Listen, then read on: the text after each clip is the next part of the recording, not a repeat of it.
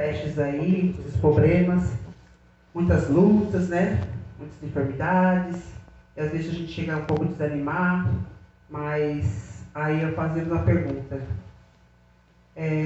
Quem nos separará do amor de Deus? A tribulação ou a angústia? Ou a perseguição ou a fome? Ou a nudez ou o perigo? Ou a espada? Como está escrito, por amor de ti somos entregues à morte todos os dias. Fomos reputados como ovelha para o matador. Mas em todas as coisas somos mais que vencedores por aqueles que nos amou. Porque estou certo de que nem a morte, nem a vida, nem os anjos, nem os principados, nem as potestades, nem o presente, nem o porvir, nem as alturas, nem as profundidades, nem alguma outra criatura nos poderá separar do amor de Deus, que está em Cristo, nosso Senhor Jesus. Amém, irmãos? Então, que os irmãos possam estar sempre refletindo nessas palavras, ou outras palavras que assim vem a ser usada aqui nesta noite, porque eu sei que o Senhor está mandando para cada um dos seus irmãos. E como eu falei, né? Eu vivo isso aqui porque nesses momentos eu fico pensando, pode ter um momento de desânimo, pode ter um momento de enfermidades, mas eu sempre falo, nada e ninguém vai me separar do amor de Cristo. Amém, irmãos? Podemos fazer sempre isso. E eu vou estar passando agora a palavra para o grupo de louvor. Amém. Saúde, irmãos, com a paz do Senhor. Amém. Amém.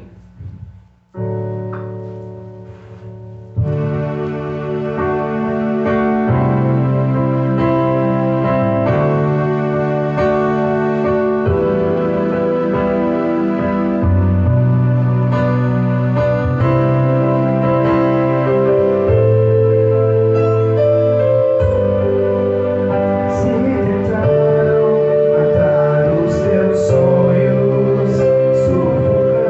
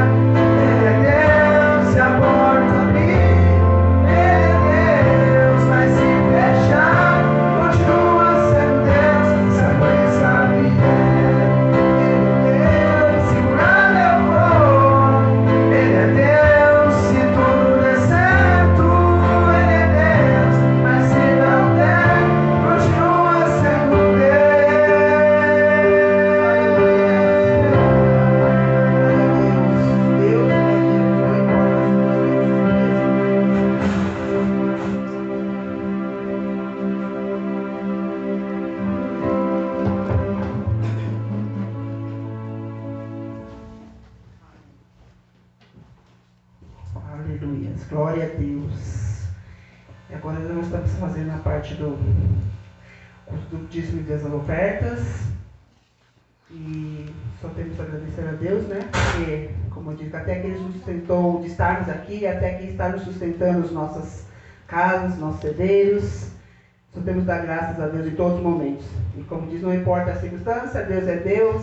Se a gente tiver coisas, nós agradecemos a Deus. Se não tiver, estamos agradecendo, mas não importa, estamos em pé, né? Agora eu vou estar falando em Malaquias, é uma passagem que todo mundo já conhece, sobre trazer o dízimo e as ofertas à casa de Deus, né? Primeiramente, como diz aqui, Malaquias 3, 10. Trazer todo o dízimo à casa do tesouro, para que haja mantimento na minha casa, e depois fazer prova de mim, diz o Senhor dos Exércitos.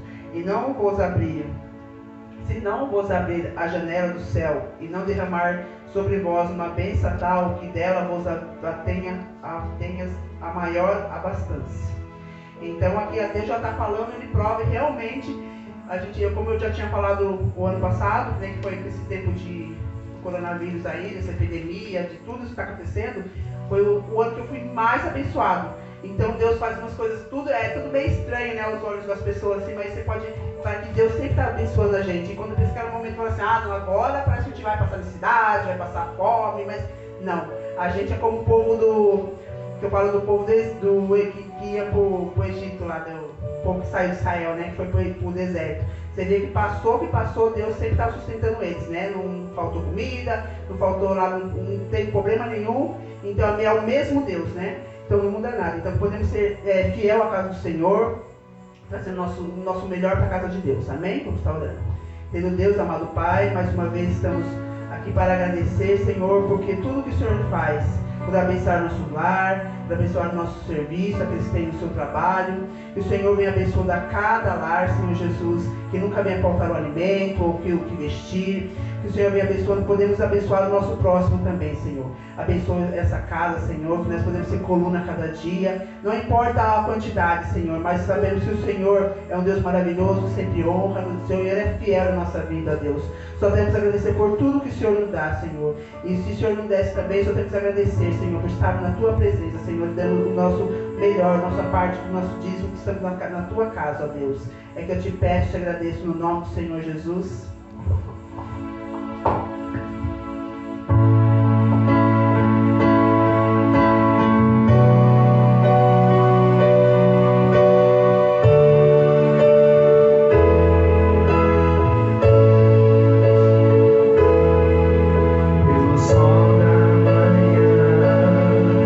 Obrigado, Jesus.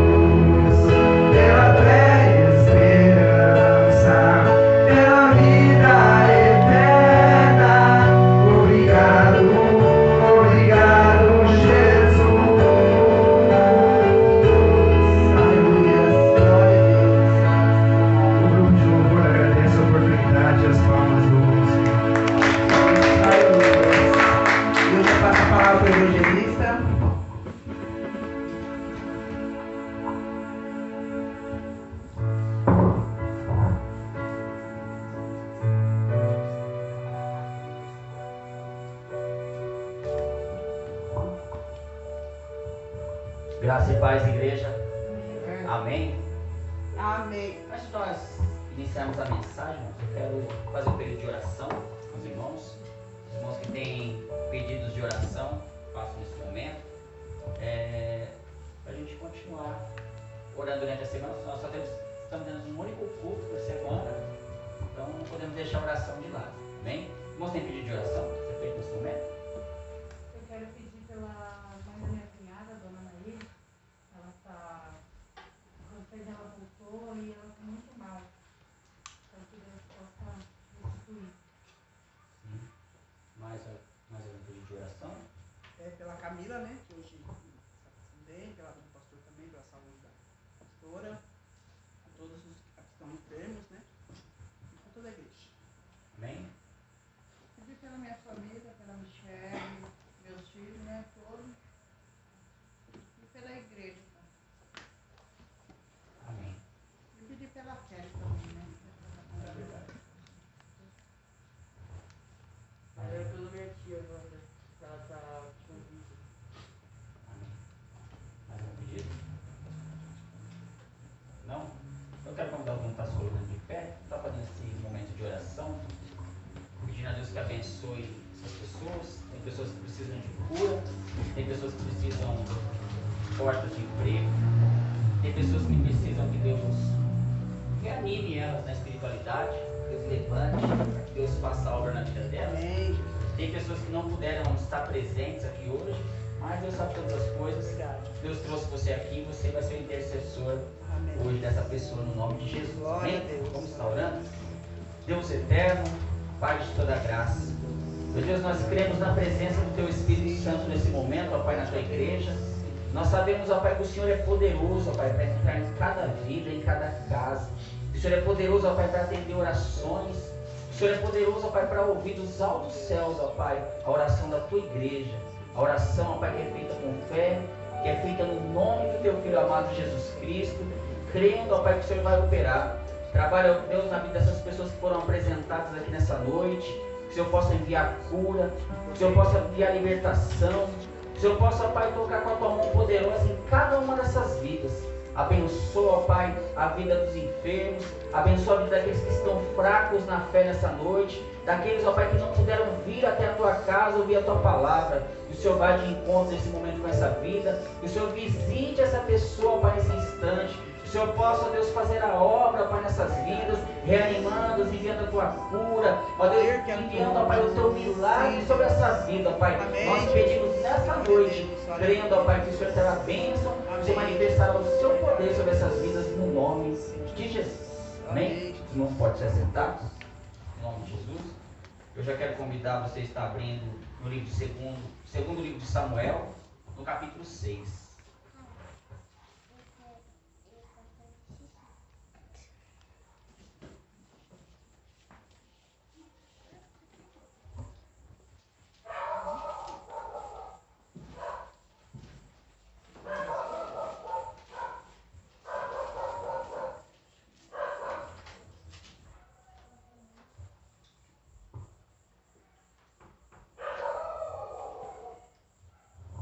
Segundo livro de Samuel, no capítulo 6, nós vamos ler do versículo 1 até o versículo de número 11. Segundo Samuel, capítulo 6, vamos estar lendo do versículo 1 até o versículo de número 11. Amém. Amém? O tema da nossa mensagem nessa noite é servindo a Deus com reverência. Glória a Deus. Aleluia. A gente chega na presença de Deus para ouvir a palavra de Deus, que é santa. O ambiente em si é só um salão, são só cadeiras, somos só pessoas comuns, mas quando a gente se agrupa, quando nós ouvimos a palavra de Deus, nós somos o corpo de Cristo. Glória a Deus. A presença dele está nesse lugar. Aonde está a presença de Deus, tem que haver reverência. A gente está falando sobre isso nessa noite. Segundo Samuel, capítulo 6, a partir do verso 1, diz assim: Tornou Davi a juntar todos os escolhidos de Israel, em número de 30.000, e dispôs-se com todo o povo que tinha consigo, e partiu para Balá de Judá, para levarem para lá a arca de Deus sobre o qual se invoca o nome do Senhor dos Exércitos, que se assenta acima dos querubins. Puseram a arca de Deus num carro novo e a levaram da casa de Abinadab, que estava no outeiro. E Uzá e Aiô, filhos de Abinadab, guiavam o carro novo. E levaram com a arca de Deus da casa de Abinadab, que estava no outeiro. E Aiô ia diante da arca. Davi e toda a casa de Israel alegravam-se perante o Senhor com toda a sorte de instrumentos de pau, de faia, com harpas, com saltérios, com tamboris, com pandeiros e com símbolos. E quando chegaram à eira de Nacon, estendeu Uzá a mão à arca de Deus e a segurou, porque os bois tropeçaram. Então a ira do Senhor se acendeu contra Uzá, e Deus o feriu ali por essa irreverência, e morreu ali junto à arca de Deus. E desgostou-se Davi, porque o Senhor irrompera contra Uzá e chamou aquele lugar de Pérez Uzá, até o dia de hoje.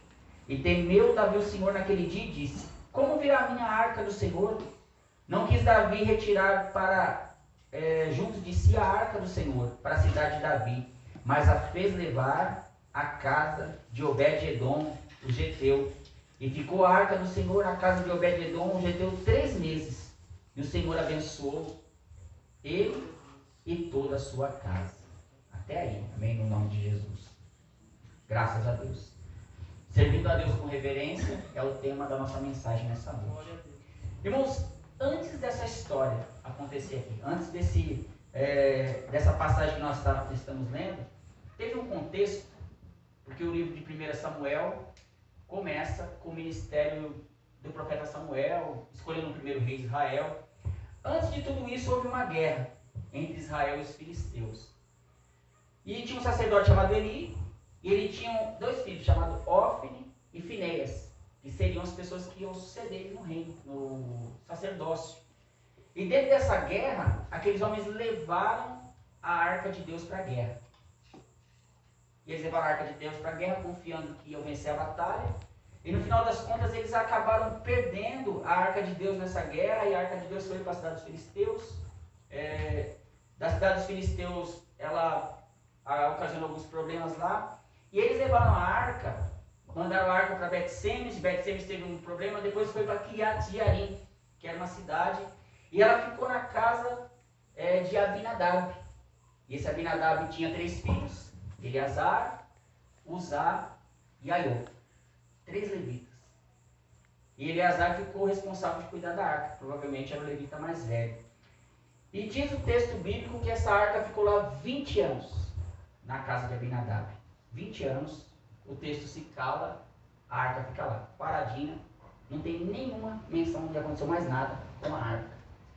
Quando Davi assume o reino, porque isso foi em 2 etapas: primeiro ele torna-se rei de Hebron, depois ele torna-se rei de todo Israel.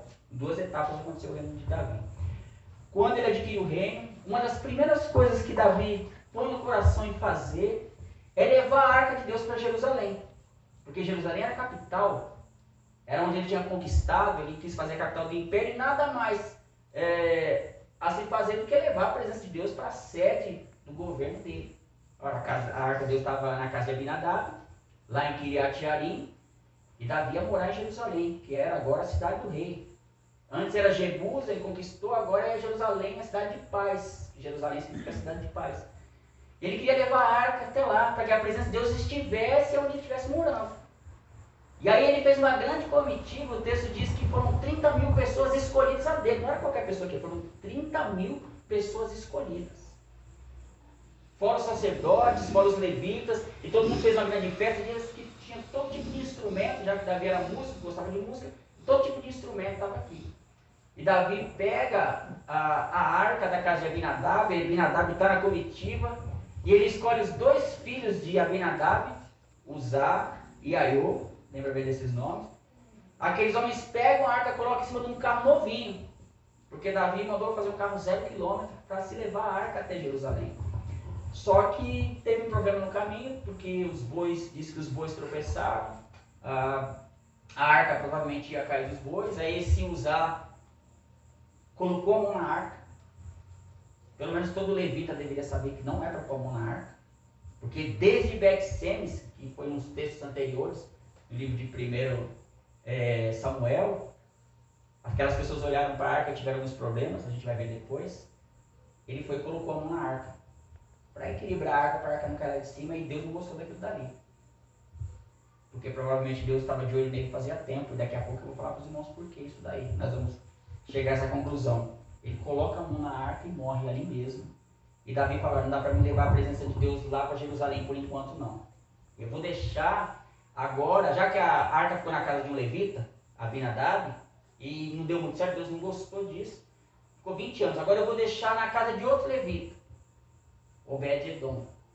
Aí o texto mostra que a arca de Deus foi deixada durante 3 meses na casa desse Obed-Edom. E o texto fala que Deus abençoou a casa de Obed-Edom e tudo quanto ele tinha, no versículo 11, que foi o último texto, e o último versículo que nós lemos desse texto. A gente vai reanalisar, irmãos, as 3 situações, primeiro que eu quero falar com os irmãos, do que aconteceu com a arca nesse percurso. E qual a diferença? Porque eu estava analisando o texto, olhando, porque diante de um rei, com toda a sua comitiva, Deus se desagradou diante de um rei, que era homem segundo o coração de Deus, Deus desagradou daquela atitude, e o rei não pôde levar a arca para Jerusalém. E diante de um homem comum, que era um homem sem posses, porque todo levita não tinha posses, eles tinham que viver das ofertas do povo, Deus se agradou dele. Por que tem essa diferença? Por que Deus faz essa diferença? O que acontece? Algumas coisas com umas pessoas e outras não, independente da situação econômica e financeira. Nós estamos aqui diante do rei de Israel, o homem mais poderoso da nação agora, o homem mais querido de Deus, que mata gigante, mata leão, não consegue levar a arca para a casa dele. Mas a arca vai para a casa de Obed-Edom, e eu falo para os irmãos que não era uma coisa muito boa naquela época levar a arca para casa. Se formos olhar o histórico do que tinha acontecido, a pessoa tinha que ter coragem para levar a arca para casa. Vamos analisar essas três situações que aconteceram com a arca diferente. Primeiro, a arca ela foi na casa de Abinadab. Ela ficou lá durante 20 anos. E a Bíblia não relata que aconteceu muitas coisas durante esses 20 anos, porque foi levada para lá e o texto se cala. Lá na casa de Abinadab era ele, o pai, e os 3 filhos dele. O texto diz que Eleazar, ele ficou cuidando da arca. E acabou. Tanto que quando foi para levar a arca da comitiva para Jerusalém, Eleazar nem aparece mais. Já são os outros 2 filhos, Uzá e Aiô, que levam a arca. O Aiô vai na frente, guiando os bois, e o Uzá vai lá em cima, guiando o carro, conduzindo ali, ajudando naquela condução. Durante esses 20 anos, esses 2 homens, eles viram a arca na casa deles. Não sei se eles eram crianças quando a arca chegou lá, mas eles permaneceram durante 20 anos vendo aquilo dali, a arca. Você imagina você na sua casa, pequenininho, leva a arca para casa, você fica o tempo todo, passa na sala, vê a arca, passa no lugar, vê a arca. Cresceram vendo a arca, que dali se tornou já comum para eles ver a arca. Eu acredito que o fato de Uzá ter levado a mão até a arca, já fazia tempo que ele estava com esse mau hábito. Já fazia tempo que ele estava acostumado com a arca, porque um levita em sã consciência nunca lhe colocaria a mão na arca, a menos que ele fosse da tribo dos coatitas, porque os coatitas, segundo os textos de Números, capítulo 3 e 4, eles eram os únicos que podiam carregar a arca.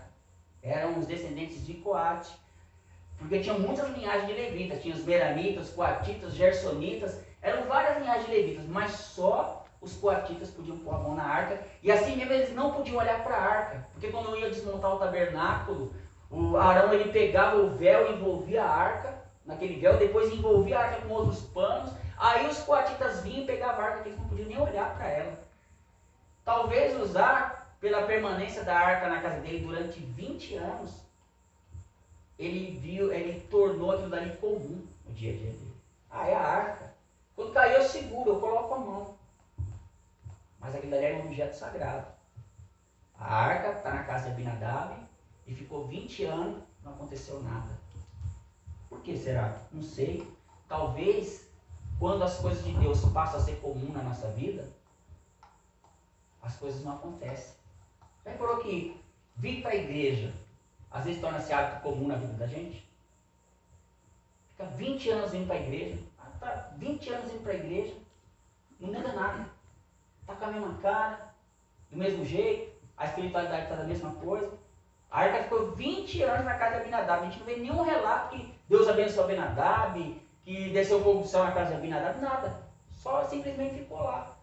Talvez ficou tão comum na casa dele que eles criaram maus hábitos diante das coisas de Deus. Isso é perigoso, porque conforme a gente vai passando o tempo, se a gente deixar as coisas de Deus elas ficarem rotineiras na nossa vida, a tendência, muitas vezes, é que a gente viole as coisas sagradas na vida da gente.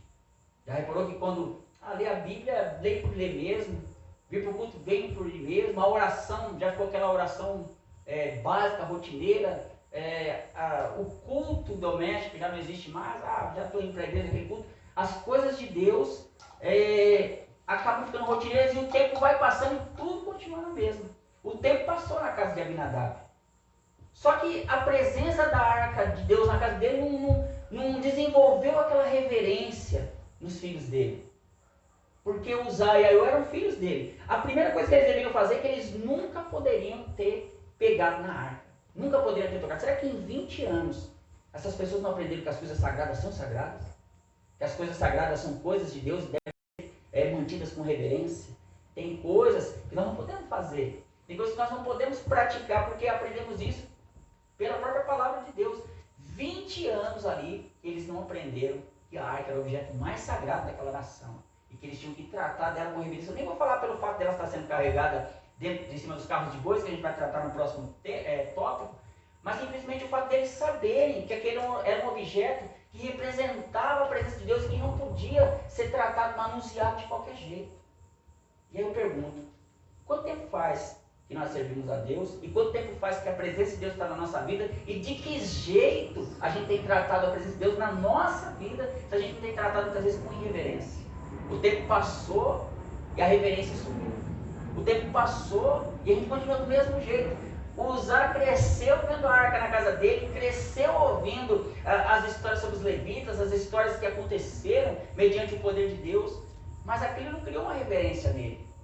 Ele preferiu ser prático do que ser santo. Isso é perigoso. Está cheio de gente querendo ser prático do que ser santo. Vamos fazer isso aqui que dá certo. Não vamos fazer esse tipo de coisa na casa de Deus que vai funcionar. Esquece da reverência. Esquece que as coisas de Deus elas são diferentes das coisas do mundo. Esquece que as coisas de Deus elas exigem um protocolo sagrado. Amém. E quando o protocolo sagrado ele acaba virando rotineiro e a pessoa quebra aquele protocolo sagrado, aí a pessoa tem problema. Usar na hora que ele tocou na arca. O texto diz que ele caiu morto ali do lado da arca mesmo. Imagina a cara de todo mundo na hora que viu. E Davi falou, olha, não vou pegar essa arca não, deixa do jeito que ela está aí, porque não dá para mim ainda não. Deus é muito santo, não tem como levar para Jerusalém, eu tenho primeiro que ver o que está acontecendo. Porque Uzá, ele morreu. Então nessa primeira situação que a gente vê com a arca está em Kiriat Jearim, 20 anos na casa daquelas pessoas, e em 20 anos aqueles levitas não aprenderam a ter reverência com Deus. Não aprenderam a cuidar das coisas de Deus da forma correta, porque eles deveriam ser os primeiros a falar para Davi como proceder. Os primeiros a falar para Davi como conduzir a arca corretamente, que agora é a segunda situação, que Davi quer levar a arca para a casa dele. Primeiro a arca está na casa de Abinadab, agora Davi quer levar a arca para a casa dele. Aí Davi faz aquela grande comitiva, tinha pessoas ali de todos os cantos ali de Israel, grupo de 30 mil pessoas, tinha levitas, tinha músicos, as pessoas que estavam ali em Kiriat Jearim mesmo, que era um grupo de levitas que tinham ali, conduziam a arca, levando ela para cima, transportada num carro novo. Só que Deus não estava gostando daquilo daí. Mas como é que Deus não gosta do culto daquele? Tinha música, tinha festa, tinha um monte de gente. Eu queria estar num culto desse. Tinha bastante gente, estava todo mundo alegre. Diz que todo o Israel se alegrava com aquela situação. Só tinha uma pessoa que não estava contente. Deus. Estava todo mundo feliz, só Deus não estava gostando daquilo dali. Porque estava tudo errado. Eles pegaram o símbolo da presença de Deus naquele lugar e estavam conduzindo para o lugar certo, estavam as pessoas certas, porém a atitude estava errada que eles estavam fazendo. Porque aquela arca, quando ela saiu dali, não era nem para as pessoas verem a arca. Não era para colocar a arca em cima de um carro novo. Não era para estar sendo conduzida daquele jeito. E Davi, ele percebeu que, olha, não dá para me levar a arca não. Primeiro, eu tenho que aprender como que eu tenho que usar de reverência diante da presença de Deus. É perigoso quando muitas igrejas querem fazer coisas que não estão de acordo com a presença de Deus, de acordo com a palavra de Deus. Davi deu uma grande festa. Tinha um monte de gente. o que acontecia ali que não estava seguindo o protocolo dos livros sagrados. Por quê? A arca de Deus, elas tinham, como eu falei para os irmãos, elas tinham que ser levadas pelos levitas. Estava correto, tinha levita lá. Só que aqueles levitas não eram os levitas certos. Porque os levitas tinham que ser os levitas da descendência de Coate. Tinham que ser os coatitas que tinham que levar a arca. A arca ela tinha que ser embrulhada para poder ser levada. Os sacerdotes tinham que pegar a arca e colocar lá para os levitas levar. E os levitas tinham que levar ela nas costas. A arca não era para ser levada no carro. O carro estava bonito, era 0 km, tá bom. Mas Deus não estava gostando. Deus falou, não, o que eu estabeleci na minha palavra é que os levitas levem a arca nos ombros. E aí Davi falou, não, eu vou deixar essa arca aí, porque eu tenho que aprender primeiro como servir a Deus com reverência. Amém. E é perigoso, quando a gente tenta fazer algo grandioso para Deus, você se empenha o máximo possível, fala, eu vou fazer todo o investimento, eu vou dar a maior festa para Deus, eu vou dar até um carro novo para a igreja, mas aquela intenção muitas vezes não está compatível com o que Deus quer na palavra dele. Como muitos shows que a gente vê por aí que você acha até estranho, que hoje em dia está uma moda de pintar a igreja de preto, apagar as luzes, não é? Nada contra, mas não sei como que era o padrão, não sei se nas épocas bíblicas as pessoas apagavam as luzes para se esconder dos generais, quando o cristianismo era perseguido no primeiro século. Não sei se acontecia isso. Muitos shows que a gente vê que não acontecem coisas que não são compatíveis com a palavra de Deus, as pessoas têm boas intenções, como Davi teve boa intenção. Mas existe um ditado no mundo que diz que o inferno está cheio de boas intenções. Não é? Existe um ditado assim. Davi tinha boas intenções, mas o que ele estava fazendo estava errado. Não era compatível com a palavra de Deus. Ele preferiu esperar 3 meses. Quando ele viu que a presença de Deus estava favorável, aí ele falou, não, agora eu tenho que ir lá. E ele fez da forma correta. Levou um grupo, eles pegaram a arca, colocaram nas costas, davam 7 passos, davam 6 passos, faziam um sacrifício, e aí eles continuavam andando. Eles não davam o 7º passo. Eles paravam, contavam 6 passos, e aí no 7º passo eles ofereciam um sacrifício. Porque aquele 7º passo, mas não era o passo para o homem. Ali era o passo de Deus. O 7º passo da arca que eles estavam dando, eles deixavam para Deus. Falaram, não, aqui é Deus que conduz, aqui é Deus que mostra. Davi aprendeu a servir a Deus de forma correta. Quando ele quis levar a presença de Deus para a casa dele, primeiro ele teve que aprender a reverenciar a Deus. Uma coisa é você querer convidar Jesus a entrar na tua casa. Outra coisa é você reverenciar ele lá dentro da sua casa. Tem gente que quer levar Jesus para casa, mas quer que Jesus vá do jeito dele. Davi queria levar a arca para a casa dele, mas queria que a arca fosse do jeito dele. Olha, eu quero com festa, eu quero que a arca Deus vai em carro novo, carro 0 km, carro de bois novos. Aqui Deus falou, não é assim. Eu quero que faça segundo a minha palavra, segundo a minha vontade. Eu não quero grandiosidade. Eu não quero ostentação. Eu quero que seja de acordo com a minha palavra, primeiro. É o primeiro princípio que eu quero. Então, nessa situação, na primeira situação faltou reverência, porque em 20 anos eles não aprenderam a servir a Deus. Na segunda situação faltou reverência, porque eles não estavam fazendo de acordo com a palavra de Deus. Aquilo dali. Ainda que fosse um rei, ainda que fosse um monte de gente, ainda que tivesse um monte de músico, ainda que tivesse carro novo, 0 km, não era de acordo com a vontade de Deus aquilo dali. Então a gente tem que tomar cuidado, porque às vezes a gente quer fazer uma coisa grandiosa para Deus. A primeira coisa que a gente tem que fazer é se aquilo está de acordo com a palavra dele, de acordo com a vontade dele. E aí tem a terceira situação. A primeira, o caso de Abinadab. A segunda, o caso de Davi. E agora na terceira situação, Davi fala, olha, então vamos deixar a arca aí na casa de Obed-Edom. Imagina a cara de Obed-Edom. Porque eles iam deixar a arca na casa dele. Só para fazer um histórico para os irmãos do que aconteceu com a arca. Imagina o risco, a arca tinha acabado de matar uma pessoa. Agora Obed-Edom vai trazer praticamente a arma mais poderosa que tinha em Israel para dentro da casa dele. Ele nem era um levita muito considerado, porque disse que ele era de Gate. Não é? A cidade de Gate era uma cidade, não Gate dos filisteus, mas era uma outra Gate que tinha no território dos judeus, dos hebreus, e nem era tão significante, e simplesmente a casa dele estava no caminho. Davi falou, deixa aí mesmo, é casa de levita, deixa aí até eu resolver. A cara de Obed-Edom, quando os sacerdotes estão carregando a arca para dentro da casa dele. Sabe por quê? Lembra lá quando eu falei para os irmãos que Ofni e Finéias levaram a arca para a guerra? O que aconteceu com os dois? Morreram. Depois os filisteus capturaram a arca, levaram para o templo de Dagon. O que aconteceu com a imagem? Esquartejou a imagem, caiu lá de cara no chão. Depois eles pegaram a arca e mandaram para Bet-Semes. Aí os moradores de Bet-Semes pegaram a arca, abriram a tampa da arca e nasceu um monte de tumores, e os ratos apareceram lá onde eles estavam, causaram um monte de doença, e eles mandaram a arca embora. Depois Uzá vai, põe a mão na arca e morre. Agora, não, Obed-Edom, fica aí com a arca na sua casa. Imagina, a pessoa manda uma arma de destruição em massa para a casa de Obed-Edom. Imagina a cara de Obed-Edom quando a arca ficou lá. E ela ficou 90 dias na casa dele. Eu acho que Obed-Edom passava na arca e nem olhava. De medo, de reverência. Medo não, reverência pela arca. Porque era coisa séria levar a presença de Deus para cada pessoa. Mas a arca foi levada para a casa de Obed-Edom e Deus abençoou a casa dele. Aí agora é onde entra a nossa mensagem, não é?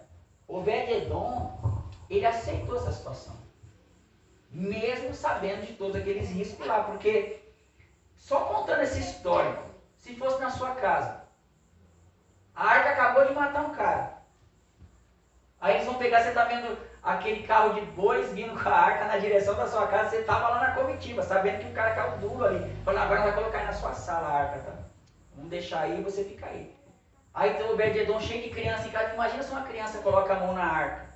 Imagina se chega alguém desavisado e fala, vamos dar uma olhada nesse negócio que está aqui. A gente nunca viu a arca, né? Porque a arca ela era limitada aos descendentes de Arão a verem a arca. Nem os levitas podiam olhar para a arca. Agora a arca está na casa de Obed-Edom. Obed-Edom fala, não, então o que eu posso fazer é ter reverência. Eu tenho que agir diferente dos outros que agiram. Abinadab ficou lá 20 anos na casa dele e o filho dele não aprendeu a servir a Deus.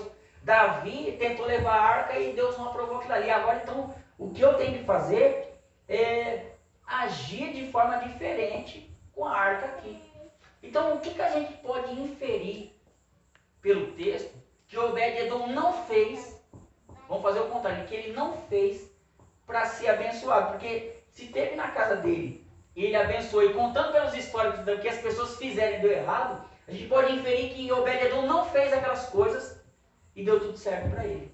Então, o que a gente infere? Primeiro, ele não tocou na arca. Isso é fato. Pensa só, a arca está na sua casa. Já sabia que o filho de um levita famoso, que era Abinadab, porque a arca ficou 20 anos, ele deve ter criado fama, porque a arca está na casa de Abinadab. Quando os sacerdotes queriam ministrar na arca, sabia que a arca estava lá. Então, eu não sei se virou um centro de peregrinação, não sei o que aconteceu, o texto se cala. Mas eu imagino que Obed-Edom não colocou a mão na arca, porque ele já sabia que se ele colocasse a mão, ele morria. Então, foi que se criando para certa reverência. Depois a gente sabe que ele não olhou para a arca, porque ele sabia que lá em Bet-Semes as pessoas olharam e morreram. Então ele deve ter coberto a arca, não deixado os filhos dele chegar próximo da arca, porque ele sabia que se chegasse ia morrer. E a gente sabia que ele cumpriu o protocolo de deixar a arca no local onde fosse o mais reservado possível, para não ficar banalizando as coisas de Deus. Sabe o que é banalizar? É você mostrar as coisas de Deus num tempo que não é adequado. Tem gente que banaliza, igual os políticos que vão lá e falam um monte de abobrinha em época de política, usando a palavra de Deus, tipo banalizando mesmo a palavra de Deus, em ocasiões que não são propícias para se falar o que ele está falando, não se encaixa no contexto que ele está falando. A pessoa banaliza. Obed-Edom fez completamente diferente. Não toca, não olha, trata conforme a palavra de Deus. E não fez aquilo dali ficar algo comum na casa dele. Ele tratou com reverência aquele ícone, que era o símbolo da presença de Deus, na casa dele, de forma especial. O que Deus fez? Deus abençoou a vida dele por causa disso daí. As outras pessoas não trataram de forma correta a presença de Deus. Então, servir a Deus com reverência é isso. É você olha lá o que deu errado, fala, peraí, as pessoas... Deus não aprova isso, então eu tenho que fazer o contrário, eu tenho que proceder de forma diferente, eu tenho que agir de forma que Deus venha a não trazer essas coisas para a minha vida. Então, quando ela estava na casa dele, ele não fez aquilo dali ser algo banal, não fez ser algo rotineiro. E está cheio de cristãos que eles sim levam as coisas de Deus para a vida cotidiana dele, levam as coisas de Deus para a casa dele, porém trata com banalidade, trata sem reverência. A palavra de Deus na casa dele não vale nada. Só serve daí que chega lá, joga a Bíblia lá no canto. Aí está ouvindo a música lá, um hino, daqui a pouco quer saber, aí coloca lá, muda para outra estação. Aí está assistindo um programa lá que condiz com a palavra de Deus, daqui a pouco quer saber, muda para outro canal. Para ver uma coisa aqui diferente. Vai banalizando, porque para ele Deus, não sei se Deus está aqui mesmo. Ele convidou Jesus para entrar na casa dele, mas parece que Jesus não mora mais ali com ele. É como se Jesus não morasse, não existisse mais na vida dele. A presença de Deus não está ali. É como se ele estivesse sozinho, não é assim. Quando você convida Jesus para entrar na sua casa, ele agora passa a comandar a sua casa. Ele passa a ditar as regras de como funciona a vida da pessoa. Não como ditador, mas como alguém que tem o comando da nossa vida. Não banalizar. Quando a arca ficou na casa de Abinadab durante 20 anos, era como um objeto comum ali para eles. Os filhos deles cresceram vendo e não criaram nenhum tipo de reverência. E é perigoso quando as coisas de Deus elas passam a ser comuns na nossa vida. Quando elas passam a ser banais. Né? Ir para a igreja, está na hora de ir para o culto. Vou para a igreja de novo, aí vem de qualquer jeito. Vem sem estar preparado para receber a mensagem. Vou ouvir a mensagem de novo.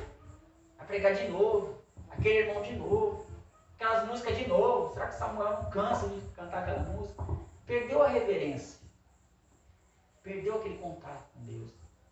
O Obed-Edom fez diferente. Não, eu vou prestar mais atenção no que aconteceu. Vou ficar esperto. E foi o que aconteceu. Por causa dessa atitude, por causa da reverência, Deus abençoou a vida de Obed-Edom. Deus fez com que a casa dele, o texto diz que abençoou a casa e tudo que ele tinha. Quando fala que abençoou a casa na Bíblia é a família da pessoa. Abençoou toda a família dele e abençoou todas as coisas que Obed-Edom tinha. E o interessante é que depois, lá em 1 Crônicas 15, 24, se você quiser acompanhar, diz que Obed-Edom ele virou o porteiro da arca. Ou seja, agora ele guardava a arca lá no templo. Quando a arca foi levada, no templo não, lá no tabernáculo, ele era o que guardava a arca, era uma das pessoas que estavam consagradas, preparadas por Deus para estar ali, escolhidas pelo próprio Davi. Os filhos dele se tornaram ali porteiros da arca da bênção. Deus abençoou a família dele. Agora eles passaram a fazer a obra de Deus, receberam honra diante de Deus. Se você honrar Deus, Deus te honra. Se você tiver reverência diante de Deus, Deus te abençoa. Se você levar as coisas de Deus a sério, Deus te abençoa também.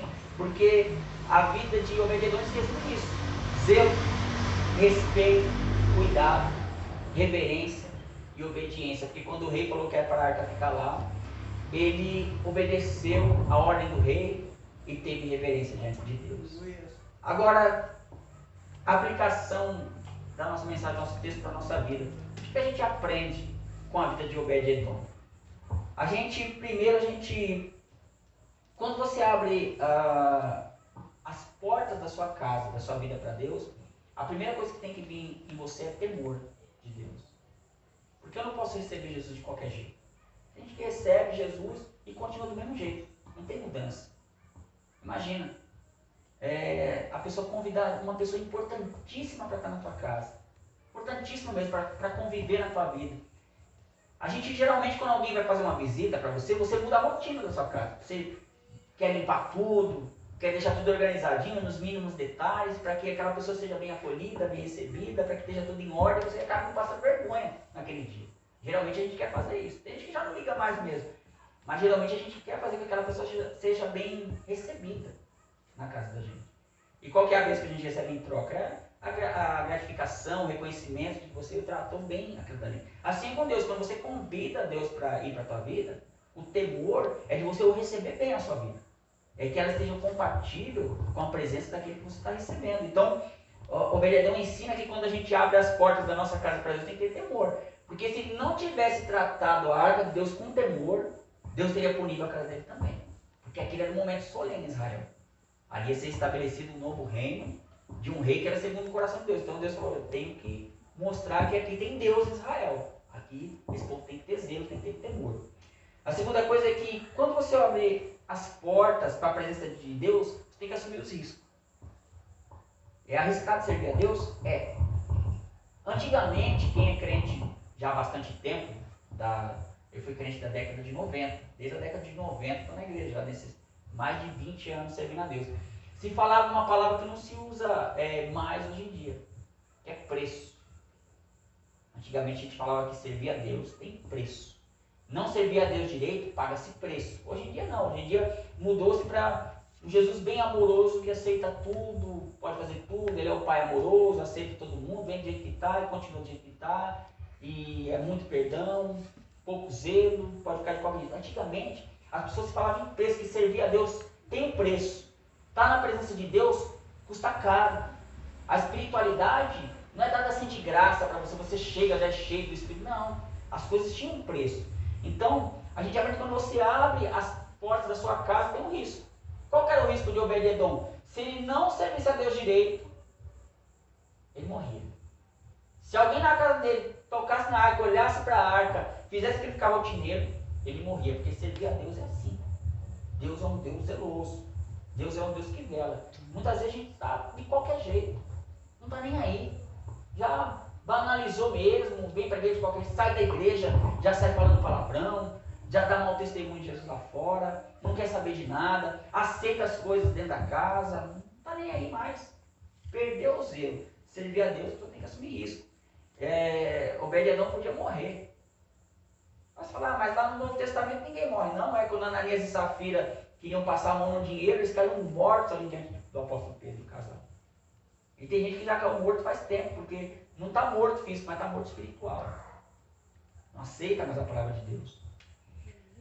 As coisas santas, elas nunca podem se tornar rotineira na sua vida. As coisas de Deus não podem virar rotina para você. Vir para a igreja não pode ser rotina. Não pode ser mais um domingo. Sabia que, por causa de uma mensagem, muitos homens ouviram, quem leu a história da igreja, eu já li a história da igreja, gosto de ler, gosto de pesquisar, por causa de uma mensagem, mudou o coração de um homem e incendiou uma nação inteirinha. John Wesley, quando ele estava vindo numa viagem para a América, ele foi um pregador lá da Inglaterra, ele veio uma viagem para a América e ele ouviu, numa tempestade, ele ouviu uma pregação dos menonitas. E aquela mensagem, aqueles cânticos mudaram a vida dele. Nunca mais ele foi o mesmo pregador. Porque ele era um pregador famoso.